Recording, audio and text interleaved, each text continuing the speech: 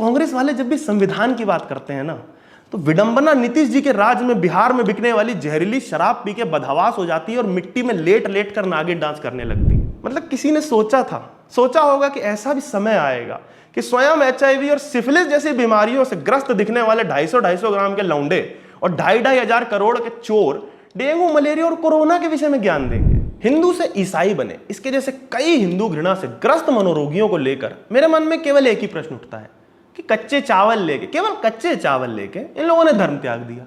मतलब इतने सस्ते में बिक गए, तो अगर कल को कोई आके मटन बिरयानी दे देगा तो ईसाई से कुछ और बनने में कितना समय लगेगा। तो स्टालिन के कुपुत्र ने अगले दिन लगभग धमकाते हुए यह भी कहा कि बोल दिया और उस पर अडिग हूं, जो उखाड़ना है उखाड़ लो। ये सुनकर किसी कोने में खड़े कांग्रेसी नेता और उत्तर भारत में इंडिया लाइन सोच रहा होगा कि तुम्हारे पास तो क्या है उखड़वाने को, माने नंगा नहाएगा क्या, निचोड़ेगा क्या। अब भाई 1000% लिटरेसी रेट वाले राज्य के पड़ोसी हैं, तो ये भी हल्की फुल्की 900 950% ज्ञान की थेम्स तो बहाएंगे ही ना। अब आप सोच रहे होंगे पुलकित भाई ज्ञान की गंगा सुना था, ज्ञान की थेम्स क्या होता है। देखो ऐसा है, गंगा नदी बहती है उत्तर भारत में, इसी कारण एकदम अनपढ़ नदी है, क्योंकि नेताजी का नाम है कॉन्स्टेंटीन। अब जहां के लोगों से दावत बासमती लेकर किशन से कॉन्स्टेंटीन बने हैं, वहीं की नदी के संदर्भ में बात होगी ना। तुम लोग यार उत्तर भारतीय ससुर बजर देहाती अनपढ़ गंवार जाहिल फालतू के सवाल करते रहो, तभी 1000% लिटरेसी रेट नहीं है तुम्हारे राज्य में। राहुल जी ने कहा सॉरी और पुनः आगे बोलने लगे। स्टालिन जी के बेटे को घेरा जा रहा है। महान कॉमरेड जोसेफ स्टालिन रूस के कद्दावर नेता थे, और रूस तो भारत का मित्र है, सब जानते हैं। पर क्या आप यह जानते हैं कि रूस को भारत का मित्र बनाने वाले कौन थे? जी हां, जवाहरलाल नेहरू। इससे पता चलता है कि इनका असली हमला तो जवाहरलाल नेहरू जी पे है। यह नेहरू जी का अपमान है, यह कांग्रेस का अपमान है, यह देश का अपमान है, यह मोहब्बत का अपमान है, और यही नफरत का बाजार है। हाल ही में देश में 2 किस्से हुए, 2 रोचक किस्से, जिसमें से एक तो सचमुच रोचक था, जिसमें G20 सम्मेलन में राष्ट्रपति डिनर निमंत्रण पत्र में प्रेसिडेंट ऑफ इंडिया की जगह प्रेसिडेंट ऑफ भारत लिखा गया। केवल लिखा गया, बस इतना होने की देर थी कि यह पूरा धड़ा गले की नाड़ियां फाड़ते हुए संविधान, rule, regulation, idea of India, union of state चिल्लाने लगा। आसान भाषा में कहूं तो इस बार सरकार ने कुछ घुसाया नहीं ना, तो इस कारण इस गिरोह ने स्वयं अपनी उंगली पर लाल मिर्च मली और आगे पीछे दोनों तरफ शरीर के शीशे लगाकर उस उंगली को अपनी देह के एक विशेष छिद्र में डाल लिया। दूसरी घटना दक्षिण भारत में हुई, जो असल में रोचक तो नहीं थी, परंतु वहां डीएम के नेता पुत्र द्वारा दी गई एक टिप्पणी जो कि इतनी नीच और शर्मनाक थी कि पूरा राइट विंग टिप्पणी करने वालों पर टूट पड़ा, और एक गंभीर मुद्दा जो सनातन के नाश की बात से प्रारंभ हुआ था, उसने सोशल मीडिया पर यह हाल कर डाला कि संभव है कि आने वाले चुनावों में डीएमके का ही सर्वनाश हो जाए। और अगर ऐसा न भी हो तो ज्ञानी से ज्ञानी मिले नीच से नीच के सिद्धांत के अनुसार डीएमके ने उत्तर भारत में अपनी साथी पार्टी कांग्रेस के लिए तो दलदल बना ही डाला है। क्योंकि हम कांग्रेस की विचारधारा यूनियन ऑफ स्टेट से ग्रस्त नहीं है और राज्य से पहले राष्ट्र को मानते हैं, तो पहले राष्ट्र की बात करूंगा। जहां दिल्ली से लेकर नूह तक के दंगों में मारे गए हिंदुओं के मामले में रवीश जी जैसे महान पत्रकारों के कान पर जूं तक नहीं रेंगी थी, वहीं इंडिया और भारत वाले मुद्दे पर रवीश जी ने घनघोर, घटिया और घिनौना क्रोमा कटवा के अपनी सॉल्ट एंड पेपर जुल्फों में से अपना पसंदीदा हरा रंग चमकाते हुए यह भद्दा सा कटआउट चिपकाया और एक नहीं 2 वीडियो बना डाले। रवीश जी ट्विटर पे भी आजकल बहुत सक्रिय हो गए, खूब सक्रिय हो गए। पहले भाग गए थे, गालियां वालियां पड़ती थी। वो क्या है ना, इस आत्ममुग्ध व्यक्ति के अनुसार गोदी सेठ ने इनके डर से इन्हें नौकरी से तो निकाल दिया था, और इनके भावी प्रधानमंत्री के चाल चलन देखते हुए मालिकों की सरकार अगले लगभग 10 वर्ष तक तो आने की स्थिति नहीं लगती है। तो रवीश जी ने सोचा होगा कि रेवेन्यू के जितने साधन बढ़ा लिए जाएं उतना बढ़िया। और सुना है आजकल ट्विटर भी मोनेटाइज हो गया है जी। वो क्या है कि पैसा बुरी चीज है, सर्वहारा की क्रांति, हम लड़ेंगे साथी, ये सब बकर चिट्टियां स्क्रीन पर बोलने में अच्छी लगती हैं, पर जब आपको यूरोप की यात्राएं करनी हो, टेस्ला का रिव्यू देना हो, तो उसके लिए तो पैसा लगता है ना, और पैसा कमाना पड़ता है। फिर चाहे विश्व की सबसे बड़ी पूंजीवादी संस्था गूगल के यूट्यूब प्लेटफॉर्म से कमाना हो, या पृथ्वी के सबसे बड़े पूंजीपति इलॉन मस्क के ट्विटर से, पैसा तो चाहिए ना बाबू। इंडिया से भारत नाम बदलने के मामले में कटाक्ष करते हुए रवीश जी लिखते हैं कि एक देश एक डिबेट में कल कौन सा टॉपिक लॉन्च होगा, एक पतलून एक बैलून।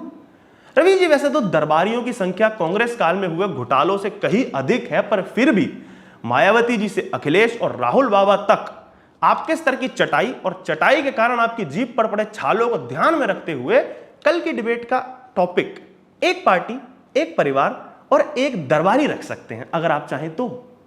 पर उसके लिए तो आवश्यक है कि आपकी पार्टी, मतलब आपका जो परिवार है वो पहले सरकार में आए। परंतु आप जो अब टॉपिक लॉन्च पर ट्वीट कर रहे हैं वो शहजादे के लॉन्च से पहले डर के मारे बोरिया बिस्तर उठा के भाग गए, और अब ना तो सब्सक्राइबर के अनुकूल वीडियो पे व्यूज आ पा रहे हैं और शहजादे की लॉन्चिंग का सपना तो क्या ही बोले। अच्छा, दरबारी से याद आया, इस मामले में कई अन्य मेंढक भी ट्विटर पर उछलते देखे गए। चलो राजदीप, सागरिका जी, इन लोग का तो सबका बनता है, अब तो ऐसा ही है यार जीवन, पत्रकार कम पार्टी कार्यकर्ता अधिक है। परंतु आश्चर्यजनक यह था कि यह मामला सत्ता के गलियारों तक भी पहुंचा और कांग्रेस ने भी संविधान की फोटो लगाते हुए ट्वीट किया। एक तो ये कांग्रेस वाले जब भी संविधान की बात करते हैं ना, तो विडंबना नीतीश जी के राज में बिहार में बिकने वाली जहरीली शराब पी के बदहवास हो जाती है और मिट्टी में लेट लेट कर नागिन डांस करने लगती है। वो पार्टी जिसने भारतीय लोकतंत्र का सरेआम चीरहरण किया हो, पूरे विपक्ष को जेल में डाल के केवल संविधान में ही नहीं उसकी प्रस्तावना तक में मनमाने शब्द और विचार जोड़े हों, वे संविधान की दुहाई देना तो दूर, नाम लेने से भी पहले अपने सभी नेताओं की विष्ठा को एकत्रित करके एक ड्रम में पानी में घोलें और उसमें एक एक करके तब तक डुबकियां लगाएं जब तक देह पर लज्जा के नाम का एक भी सेल, एक भी एटम बचा हो। यह तो थी इस मामले में देसी प्रतिक्रियाएं, परंतु असली आनंद की अनुभूति तो तब हुई जब सीमा पार से भी इस मामले में प्रतिक्रिया आई और पता लगा कि पाकिस्तान कहता है कि अगर भारत इंडिया नाम छोड़ना चाहता है तो हम इस नाम पे दावा प्रस्तुत करना चाहेंगे। अबे भिकमंगों के चंगेज खानो, तुम लोग कुछ भी, मतलब कुछ भी बोल देते हो क्या। मान लिया चलो देश में आटा महंगा हो गया है, दाल महंगी हो गई है, पर इसका मतलब ये तो नहीं है कि दिन में 3 टाइम घर में ही बनी अपनी सेल्फ मेड अफीम चाटोगे और पूरे विश्व को अपने मुल्क की भांति गधों की मंडी समझ लोगे। अबे भारत चीन नहीं है भाई जिसे गधे बेचने के साथ साथ अपनी बेटियां दे दोगे और नाम का पेटेंट ले लोगे। अच्छा, और तुम्हें लगता क्या है, मतलब तुम्हें क्या लगता है पाकिस्तान का नाम इंडिया कर दोगे तो मुल्क में मतलब दूध की नदियां बहने लगेंगी? ऐसा नहीं होता बेटा। देश आगे बढ़ता है उसके नागरिकों से, उनके काम करने से। अगर उम्मा के नाम पर सऊदी, यूएई से लेकर तुर्की तक के सामने कटोरा फैलाने से देश आगे बढ़ता तो आज तुम्हारे झंडे पर चांद नहीं होता, तो आज झंडा चांद पे होता। उम्मा से जीडीपी नहीं बढ़ती बेटा। हाँ, ये जनसंख्या कम करने में अवश्य सहायता करता है। देखो, जब उम्मा की भीख में मिले पैसों से बेल्ट बांध के किसी बाजार में, अपने ही किसी स्कूल में, अपनी ही मस्जिदों में वो 3 मैजिकल वर्ड्स बोल के एक फिदायीन फटता है तो वो अकेला तो फटता नहीं, बहुत सारों को लेके मरता है, तो जनसंख्या कम करता है कि नहीं? तो मतलब अलग शब्दों में तुम पाकिस्तानी लोग कह सकते हो कि चलो ग्रॉस डोमेस्टिक प्रोडक्शन नहीं बढ़ रही पर इंसान तो कम हो रहे हैं ना, तो मामला बैलेंस हो गया। तो अपने मन को संतुष्ट करने के लिए यही चूरन चाटते रहो और ये नाम की बकलोली ये भूल जाओ। चलो ये तो हुई नाम वाले मुद्दे की बात। अब आते हैं अगले समाचार पे, जहां तमिलनाडु के मुख्यमंत्री एमके स्टैलिन के पुत्र उदयनिधि स्टैलिन ने अपनी हिंदू घृणा का उत्कृष्ट उदाहरण प्रस्तुत करते हुए सनातन को डेंगू मलेरिया बताया और उसे साफ करने की बात कही। साथ ही करोड़ों के घोटाले में लिप्त डीएमके की ही ए राजा ने तो सनातन को एचआईवी तक कह डाला। बताओ, मतलब किसी ने सोचा होगा कि ऐसा भी समय आएगा कि स्वयं एचआईवी और सिफिलिस जैसी बीमारियों से ग्रस्त दिखने वाले 250-250 ग्राम के लौंडे और 2.5 हजार करोड़ के चोर डेंगू, मलेरिया और कोरोना के विषय में ज्ञान देंगे। देखिए, चौंकिए मत, मैं भी आप सबकी भांति तब तक स्मैक पीकर पार्क में लेटे ठलुओं जैसी थूत वाले इस जीव को नहीं जानता था जब तक इसने यह मौखिक हगास नहीं की थी। इसके बाद जब मैं इसके विषय में कुछ पढ़ने बैठा तो पता लगा कि अगर बाप का नाम हटा दिया जाए तो यह जीव एक फ्लॉप अभिनेता, फ्लॉप निर्माता और शायद फ्लॉप निर्देशक से भी अधिक कुछ नहीं है। हिंदू से ईसाई बने इसके जैसे कई हिंदू घृणा से ग्रस्त मनोरोगियों को लेकर मेरे मन में केवल एक ही प्रश्न उठता है कि केवल कच्चे चावल लेके इन लोगों ने धर्म त्याग दिया। मतलब इतने सस्ते में बिक गए, तो अगर कल को कोई आके मटन बिरयानी दे देगा तो ईसाई से कुछ और बनने में कितना समय लगेगा तुम्हें? चलिए छोड़िए, जाने देते हैं, इस विषय में ज्यादा गहराई में नहीं उतरूंगा। अश्लीलता के नाम पे यूट्यूब डिमोनेटाइज कर देगा, क्या फायदा। अब इंडी अलायंस के साथी ने कुछ कहा था, कांग्रेस वाला कैसे पीछे हट जाती। ये बात अलग है कि चुनाव आते आते इस कथित इंडी अलायंस से भी पीछे हटना तो दूर, आधे ऐसी दुड़की लगाते दिखेंगे जैसे गधे के सिर से सींग जाते हैं, परंतु फिलहाल साथ खड़े हैं। चलो बढ़िया है। तो छोटे स्टालिन का साथ देते हुए छोटे खड़गे यानी कि प्रियांक खड़गे जी ने भी कहा कि कोई भी धर्म जो बराबरी की बात नहीं करता वो तो बीमारी के ही बराबर है। वाह। वैसे बराबरी से याद आया प्रियांक बाबू, पिताजी को अध्यक्ष बनने के बाद अब कम से कम राजमाता बगल में कुर्सी में बैठने देती है या अब भी नीचे ही, मतलब नहीं, मैं तो ऐसे ही याद आ गया। वो हिमांता जी का साक्षात्कार देख रहा था मैं कल, तो उसमें वो बता रहे थे कि किस तरह कांग्रेस पार्टी में परिवार के सिवा सभी नेताओं को मर्यादा में या फिर आसान भाषा में कहूं तो औकात में रखा जाता है। उन्हें बरामदे से अंदर तक आने की अनुमति नहीं होती, ऐसा मैंने सुना था कहीं पे, तो सोचा एक बार कंफर्म कर लूं। तो स्टालिन के कुपुत्र ने अगले दिन लगभग धमकाते हुए यह भी कहा कि बोल दिया और उस पर अडिग हूं, जो उखाड़ना है उखाड़ लो। ये सुनकर किसी कोने में खड़े कांग्रेसी नेता और उत्तर भारत में इंडिया अलायंस सोच रहा होगा कि तुम्हारे पास तो क्या है उखड़वाने को, माने नंगा नहाएगा क्या, निचोड़ेगा क्या। असल में तो जनता हमें यहां उत्तर भारत में उखाड़ देगी। मुख से खूनी बवासीर उगलने के बाद छोटे स्टालिन ने ट्विटर पे यह भी लिखा कि उन पर जो भी कानूनी कार्रवाई करना चाहता है कर सकता है, वे किसी से डरते नहीं हैं क्योंकि वे पेरियार के अनुयायी हैं। वैसे तो पिछले कुछ दिनों में सोशल मीडिया पर पेरियार को लेकर बहुत चर्चा हो गई है, बहुत डेटा उपलब्ध भी है, परंतु फिर भी हमारे कुछ दर्शक अगर इस जीव के विषय में न जानते हो तो पहले तो मैं आपको यह सूचित करना चाहता हूं कि आप कुछ भी अच्छा मिस नहीं कर रहे हैं, जितना कम जानो उतना अच्छा। पर फिर भी अगर इस जीव के बारे में आप कुछ जानना चाहते हैं तो गेम ऑफ थ्रोन्स नामक टीवी सीरीज देखिए, उसमें जेमी लेनिस्टर का पात्र देखें, और उसे अधिक जानना है तो टारगेरियन समूह के विवाह व्यवस्था पर भी ध्यान दे सकते हैं। उसे 100 से गुणा कर दें तो उसी से मिलता जुलता कुछ जो आंकड़ा आएगा वैसा ही व्यक्तित्व इस महान समाज सुधारक पेरियार जी का रहा था। अगर आप सोच रहे हो कि एक व्यक्ति को जानने के लिए इतनी लंबी टीवी सीरीज कौन देखेगा, भाई थोड़ा शॉर्ट में बता दो हैं? तो देखो भाई, वैसे तो मैं एक अन्य व्यक्ति का उदाहरण देते हुए भी पेरियार जी के व्यक्तित्व को सरलता से समझा सकता हूं, पर क्या आप लोगों को मेरी धड़ पे मेरा सेक्सी सा मलूक सा चेहरा अच्छा नहीं लग रहा जो इसे उतरवाने पर तुले हो?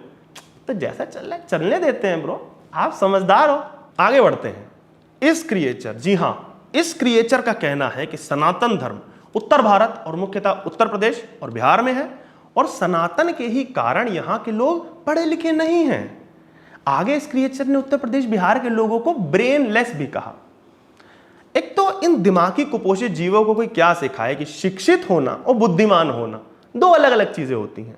बड़े बड़े कॉलेज, बड़े बड़े विश्वविद्यालय जाने वाले या पुस्तकें चाटने वाला हर व्यक्ति ज्ञानी नहीं होता, और हर ज्ञानी व्यक्ति बड़े बड़े विश्वविद्यालयों में गया हो या उसने पुस्तकें चाटी हो ऐसा भी आवश्यक नहीं होता। क्योंकि अगर ऐसा होता तो कथित तौर पे 3 बड़े बड़े कॉलेजों से पढ़े राहुल गांधी या तो आज से 20 वर्ष पूर्व प्रधानमंत्री बन चुके होते या आज इसरो में चंद्रयान 4 प्रोजेक्ट पे कार्य कर रहे होते।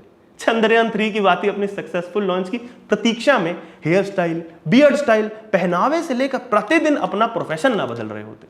खैर ये अलग विषय है, सारी गलती इस जीव की भी नहीं है। अब भाई 1000% लिटरेसी रेट वाले राज्य के पड़ोसी हैं तो ये भी हल्की फुल्की 900 950% ज्ञान की थेम्स तो बहाएंगे ही ना। अब आप सोच रहे होंगे पुलकित भाई ज्ञान की गंगा सुना था, ज्ञान की थेम्स क्या होता है? देखो ऐसा है, गंगा नदी बहती है उत्तर भारत में, इसी कारण एकदम अनपढ़ नदी है, क्योंकि नेताजी का नाम है कॉन्स्टेंटीन। अब जहां के लोगों से दावत बासमती लेकर किशन से कॉन्स्टेंटीन बने हैं, वहीं की नदी के संदर्भ में बात होगी ना।